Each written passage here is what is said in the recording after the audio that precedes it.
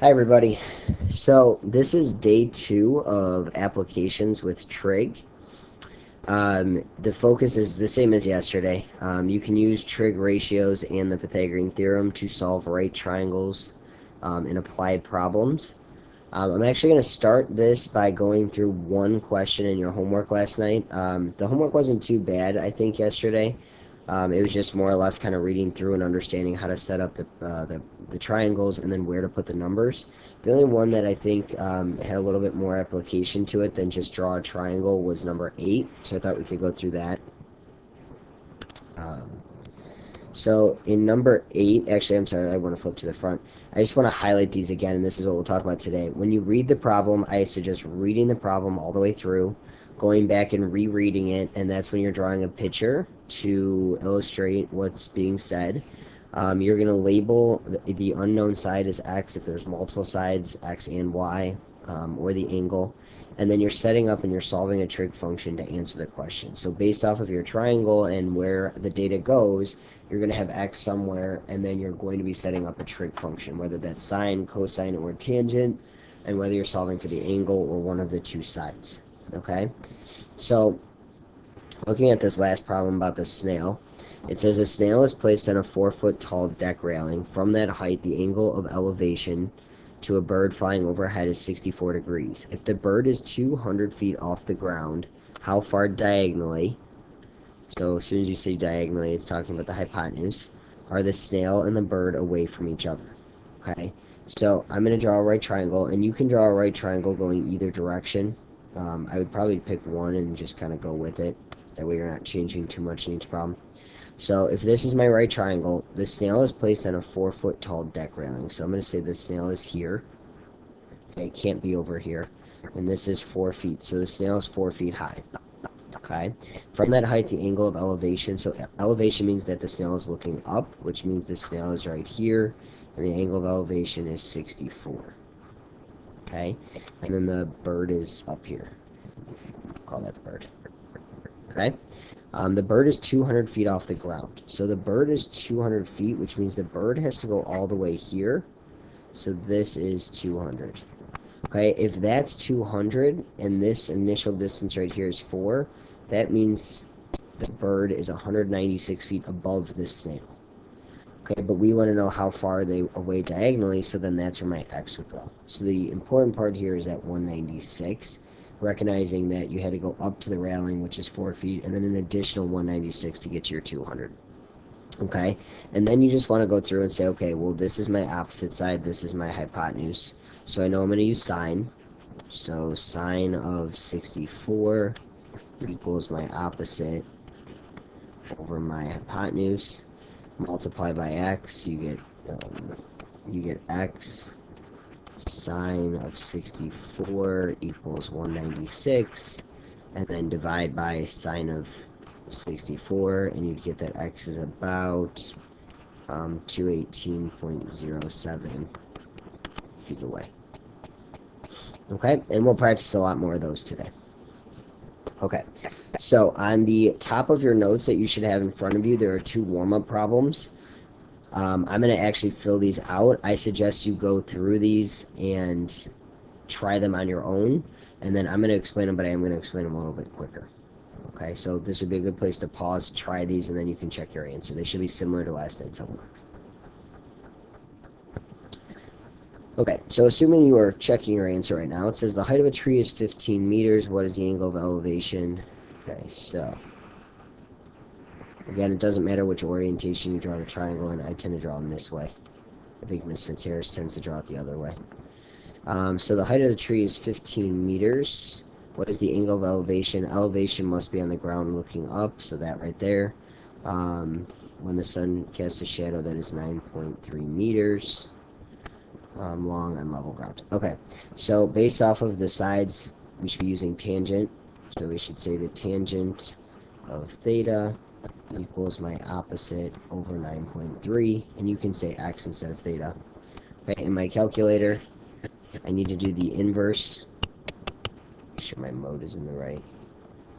Make sure you're always in degree mode. So I'm going to do the tangent inverse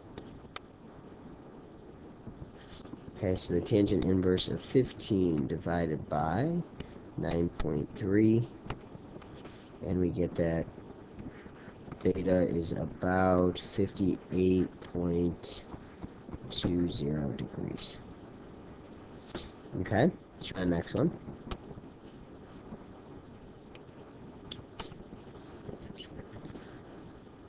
A meteorologist reads radio signals to get information from a weather balloon. The last alert indicated that the angle of depression of the weather balloon to the meteorologist was 41 degrees. Okay, so here's my triangle. I would try not to draw your triangles too small, otherwise it gets hard to cram numbers in there. Angle of depression means that it's this right here, the angle looking down. Angle was 41 degrees, so if this is 41 degrees, then that means that this is also 41 degrees, alternate interior angles. And the balloon was 1,810 meters away from his location diagonally, so this is 1810. How high above the ground was the balloon? So that's what we want to know. Okay, so based off the information that we have, we're going to be using sine. So the sine of 41 equals x over 1810. Okay, multiply both sides by 1810. And it's one step. You guys can decide if you want to show that or not, but 1810 sine of 41.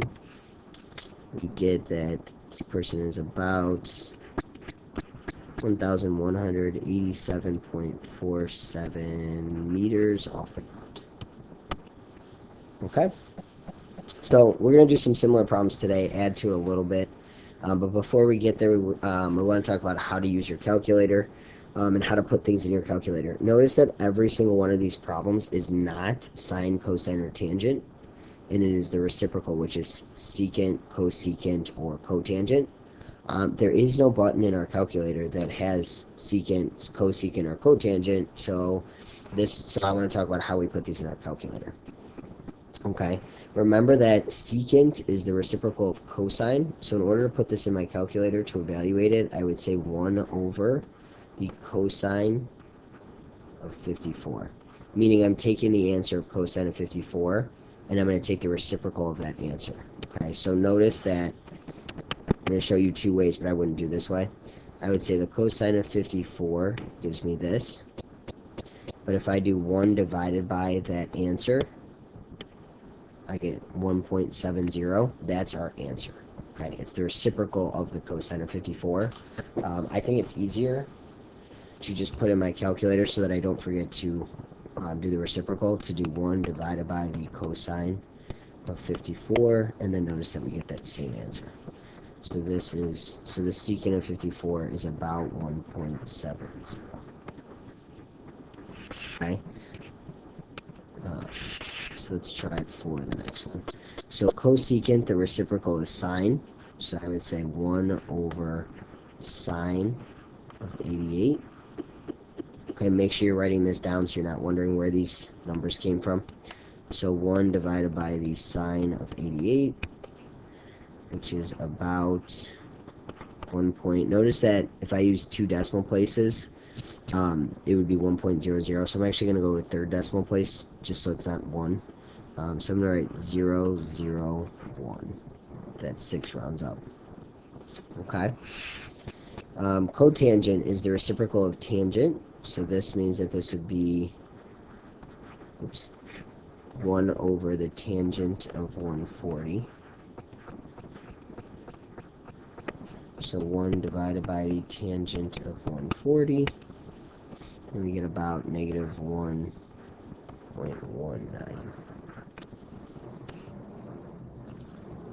Okay. Alright, this should be a good place to pause, guys, and then you can try the next couple.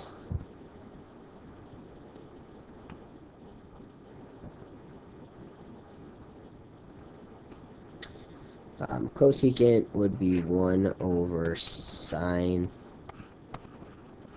of 59. I'm going to write all these down so that then I can put in my calculator. Secant would be 1 over cosine of 12. Cotangent would be 1 over tangent 23.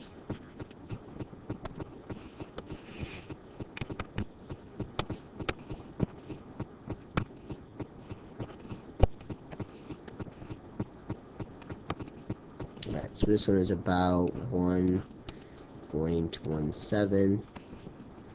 1 divided by cosine 1.02.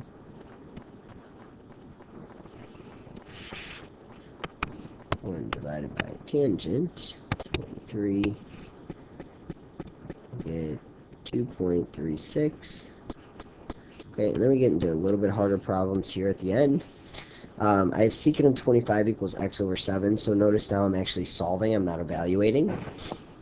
Okay, the easiest way I think to do this is to change the same thing that we did before. Secant is 1 over the cosine of 25. Okay, so that's how you write secant of 25, and then that's equal to x over 7. And then I can just cross multiply. So I would get x cosine of 25 equals 7. Okay. And then you can see that from here, I would just divide by cosine of 25. So in my calculator, I would do 7 divided by the cosine of 25. And I would get that x is about 7.72. Okay, you can see that I'm not putting a ton, like I'm not writing out every single step. But you guys do want to write out some things, keep your organization, that way you don't end up, dividing things in the wrong order or end up with the wrong operation. Okay? Alright, and the next one. So same idea, cotangent is 1 over tangent, in this case 37, equals 15 over x, and then I can again cross multiply. X times 1 is x, equals 15 tangent of 37, so there's no more work that I need to do, so 15 tangent of 37 means that x is about 11.30. Okay, so everything about this was just writing as reciprocals. Okay, so go ahead and flip over the back, and let's go through some more word problems. Okay, number 9. A sonar operator on an anchored cruiser detects a pod of dolphins feeding at a depth of about 255 meters directly below. If the cruiser travels 450 meters west and the dolphins remain in the same spot to feed, what is the angle of depression from the cruiser to the pod? What is the distance between the cruiser and the pod? Okay, so you really want to fight the urge to draw something, again, before you started reading the problem, especially in problems, and this is kind of a good example. So it says a sonar operator on an anchored cruiser detects a pod of dolphins feeding at a depth of about 255 meters directly below. Well, that means that it would be directly below like this.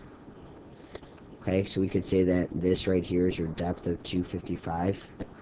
Your dolphins are down here.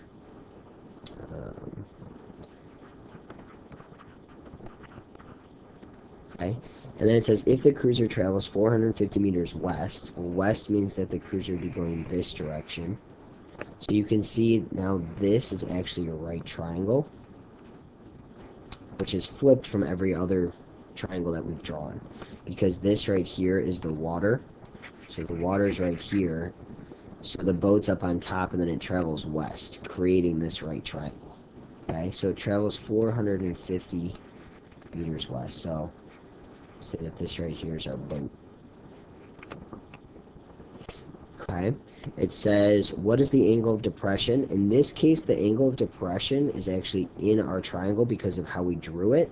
Very seldom that this happens, but when the triangle flips upside down, it's in our triangle. So it's that boat looking down. And then we also want to know what the distance between the cruiser and the pod is. Well, the pod's down here by the dolphins, so that distance would be this right here. Okay, so I actually have to set up two equations. I'm going to find theta first. I'm going to do it with the sides that I have. So I'm going to use tangent. I'm going to say tangent of theta equals 255 over 450. Okay, so in order to figure out theta, I'm going to do the inverse. So tangent inverse, 255 divided by 450. Okay, so I get that theta is about 29.54 degrees, and that would be the angle of depression. Okay, and then I'm going to figure out what x is. Now, you can find x by using trig. I'm going to find x actually by using Pythagorean theorem, because in case if this angle, this 29.54 was wrong, then that means to use it to find x, then that answer is going to be wrong too. So I'm going to use Pythagorean theorem, and I'm going to say 450, so leg squared plus leg squared equals x squared. And that way then, if I made a mistake with theta, it's not impacting my answer here. Okay? So in my calculator, 450 squared plus 255 squared, okay, I get 267,525 equals x squared. So I'm going to take the square root of both sides. Okay, so I get that that distance is about 517.23 meters. Okay, which again, reasonably, because it's bigger than the two legs. Okay, let's try again. Number 10, two office buildings are 36 meters apart. The height of the taller building is 196. The angle of depression from the top of the taller building to the top of the shorter building is 19 degrees. What is the height of the shorter building? Okay, so I've kind of drawn the diagram for you just because it's kind of a hard one to figure out. But we have to go back and we have to fill things in. Okay, so notice that this is your taller building right here. So if you have different colors, it might be nice to draw this in. But this is your taller building. Just to give you an idea. So this whole thing is your taller building. And then this over here is your shorter building.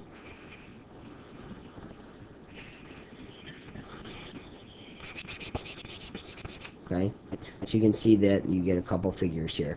You get a triangle between them, and it's a right triangle. Okay, and you can assume that based off of buildings being perpendicular to the ground. You can also see that this is a rectangle. It could be a square, but we can't assume it's a square. So it is a rectangle, right, because all 90-degree angles. Okay, it says, what is the height of the shorter building? That means that I want to know what this is. Well, knowing what we know about rectangles, if this is x, then this is also x. So if I can figure out either one of those, I know the height of the shorter building. Okay, I can fill in. It says two office buildings are 36 meters apart. So that means that this is 36 meters. The height of the taller building is 196 meters. So that means this whole height here is 196. And that is from here to here. So obviously this x is less than 196. The angle of depression from the top of the taller building to the top of the shorter building is 19. Notice it said angle of depression, so that means that we're looking down. So looking down, this is 19 degrees, which then means alternate interior, this is 19 degrees. Okay, if I took, you can see what I'm doing here, if I took 90 minus 19, I can see that this angle right here is 71 degrees. Okay, so what I can do is I can figure out, right here, I can figure out this value, this height of the triangle, because that height right there, x plus y, has to give me 196. So just to kind of write this out, x plus y has to equal 196. So if I know what y is, I can figure out what x is. Okay, so based off of my figure here, I'm trying to figure out y. I know 19 and I know 36, so I can use tangent. So I can say the tangent of 19 equals y over 36. Okay, I'm going to multiply by 36. So 36 tangent of 19 gives me that y is about 12.40.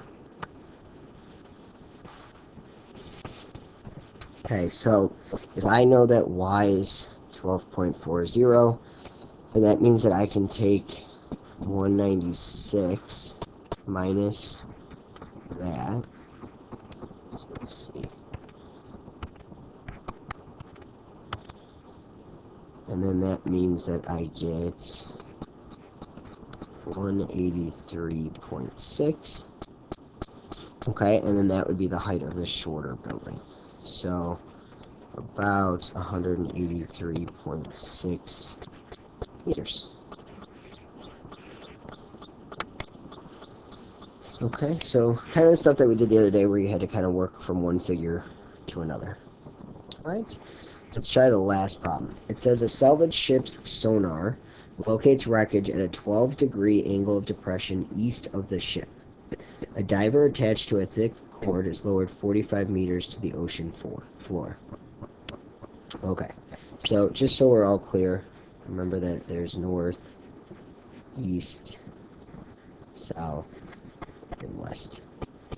Okay, so if we try to draw from here, we have a salvage ship's sonar locates wreckage at a 12-degree angle of depression. Okay, so we have water, right? Water. And then we have a ship. So, place for your ship to go, we call this our ship. Okay. Locates wreckage at a 12-degree angle of depression, meaning obviously below in the water, east. Okay, so east means to the right, and then right and below. So that means that it would be something that looks like this. So the wreckage would be down here. Directly below the ship, we can drop an altitude. I'm going to make this a little bit bigger. So it would look kind of like this. Here's the... Okay, so this right here would be the wreckage.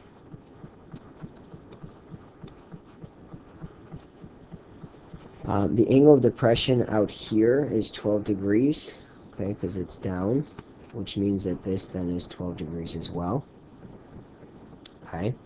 It says attached to a thick cord is lowered 45 meters to the ocean floor. So that means that this is 45.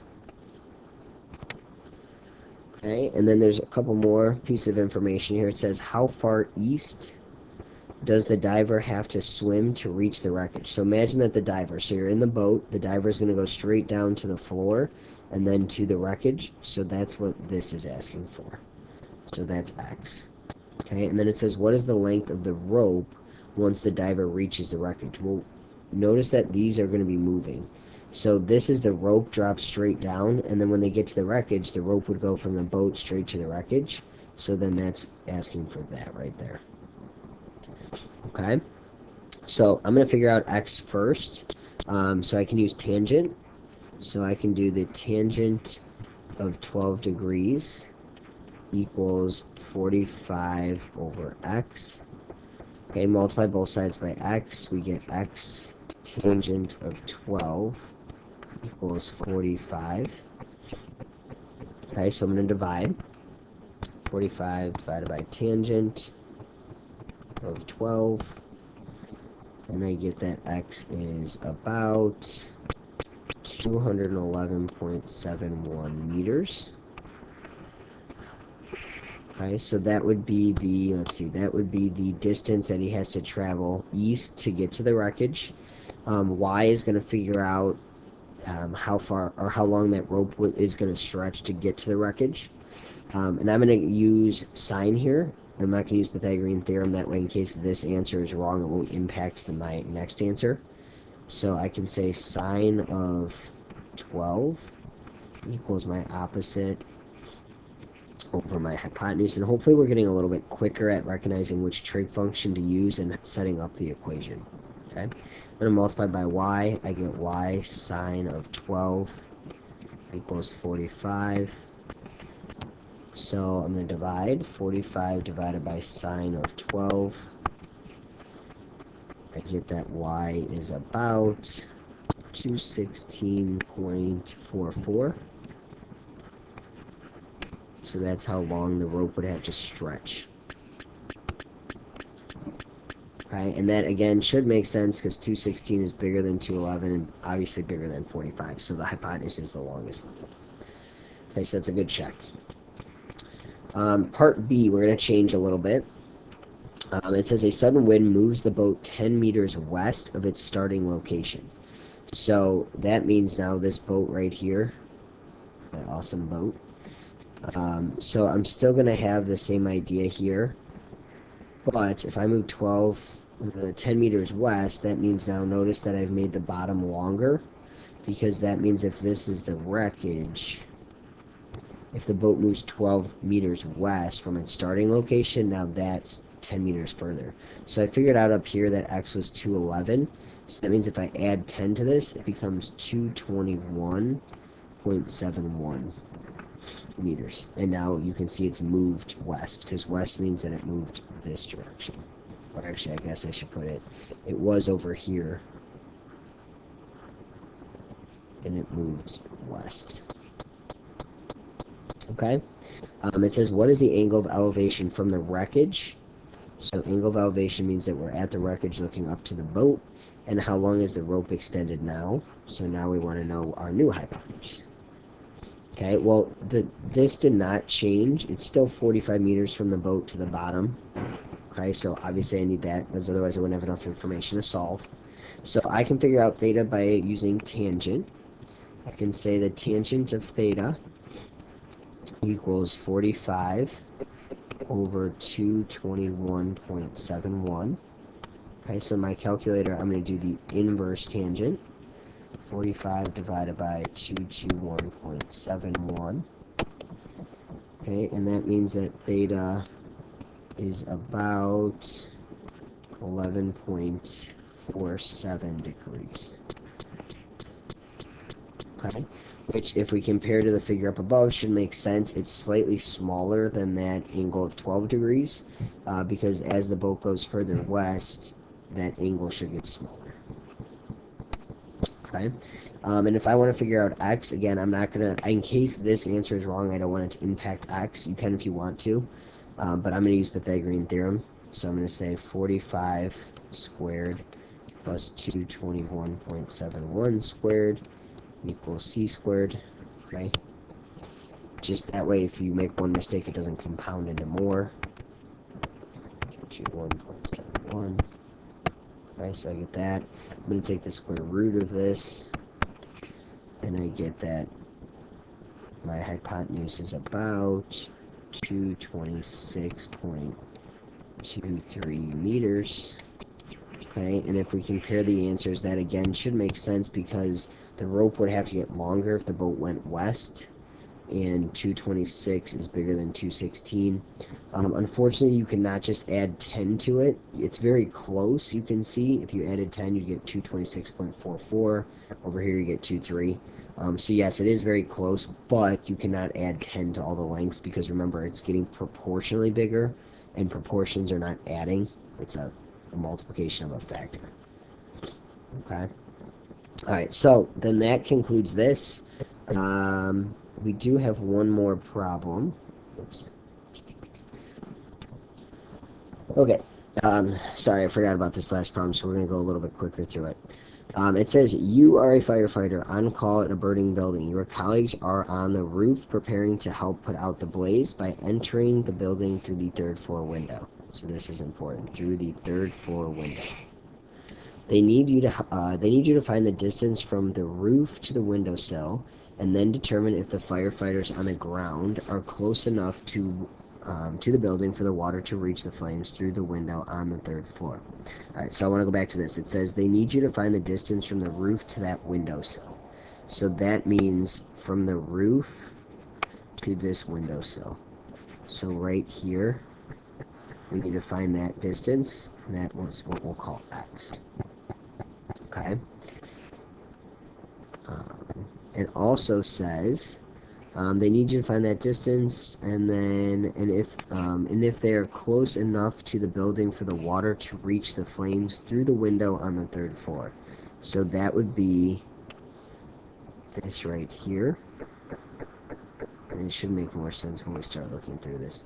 But we want to know then what this is to see if that water can make it into that window. Okay, so let's keep reading. You observe from below, the angle of elevation to the windowsill is 18 degrees. Notice that this is, oops. Notice that this is that right there, 18 degrees to reach that windowsill. And then it's 31 degrees, which is this right here, which is the angle that the hose would spray to reach the top of the building. Okay? Jeez. You are standing 65 feet away from the building, and your eyes are 5 feet above the ground. Okay, so notice that this right here is 65 feet. So that means that this up here is 65 too.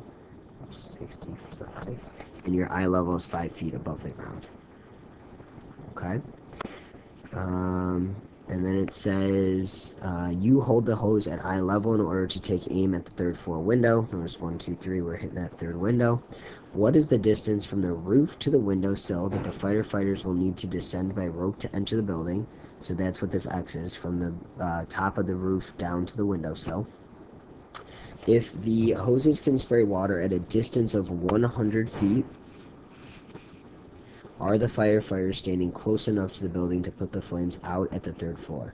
So this is kind of like the question that was on your quiz. We're not going to say this is 100. We want to know if it is less than 100. So we want to know what this length is. If it's greater than 100, the hose will not reach because it can't spray water that far. If it's less than 100, then the hose can reach and it's good.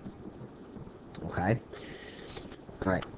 Notice we haven't really figured out any triangles in here. So what I'm going to do is show you this. So notice that this is a right triangle. Okay. Okay, so I'm actually going to draw this triangle off to the side. So if I draw this triangle, just to kind of help us out, it looks like this. It has an angle of 18 degrees right here. 18. The base is 65. Okay. We want to figure out what Y is because that's the hose length or the what it can spray. And then I'm going to also call this, we'll call this Z. I want to figure out what this length is from here to here. Okay, if I need to figure out what this X is right here, then I need to know what this entire distance is. And I don't need to go all the way down to the ground because that 5 feet doesn't actually impact anything. I'm going to call this W, because if I can figure out W and Z, I can figure out what X is. Okay? And this W is actually part of this big triangle. So I'm going to draw another big triangle over here. So this would be the bigger entire triangle. This has an elevation of 31 degrees. This is still 65 right here. This is W. Okay, if I want to figure out what W is, so I want to figure out what that whole length is. Okay, I'm going to do that first, actually. So I'm going to do tangent.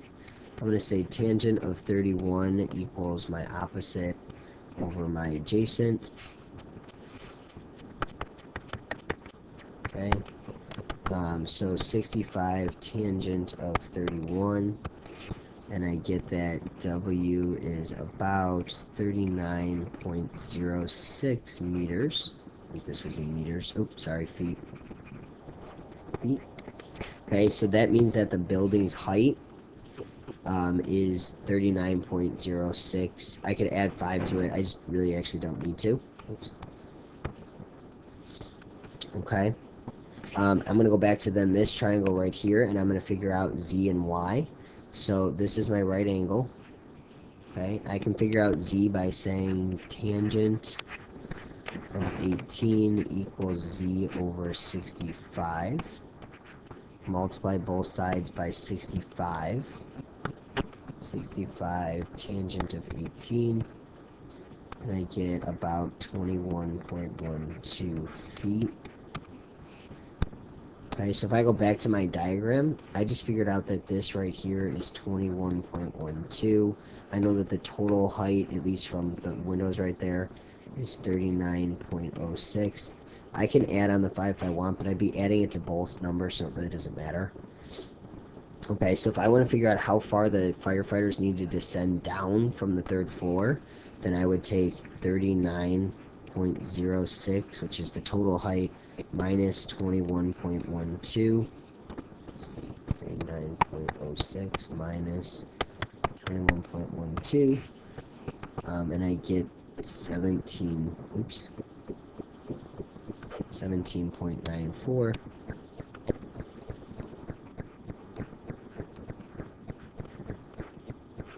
So this would be the height that the firefighters have to descend down from the roof to the third floor window. Okay. The other thing that I need to figure out is why, because that's the distance that the hose has to spray. So I can figure that out. If I go back to here, I can use cosine. So I can say cosine of 18 equals my adjacent over y. Okay.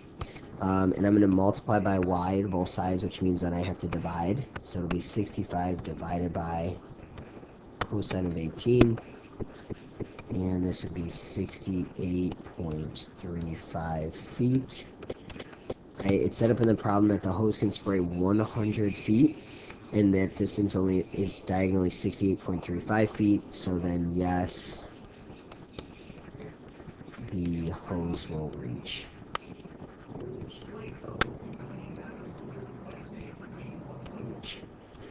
So there's my length, which then justifies. Notice again, I did not put 100 in, it was just like the quiz, where I needed to know if that was meeting that criteria of that length. Okay, we're going to do some more problems tomorrow where we have to do subtraction like this, where we found one length, we found another length, and we had to subtract to find the distance in between. Okay? Alright, your homework is worksheet number 9. Okay, bunch of word problems in here. Read carefully, set up your diagrams, double check your diagrams.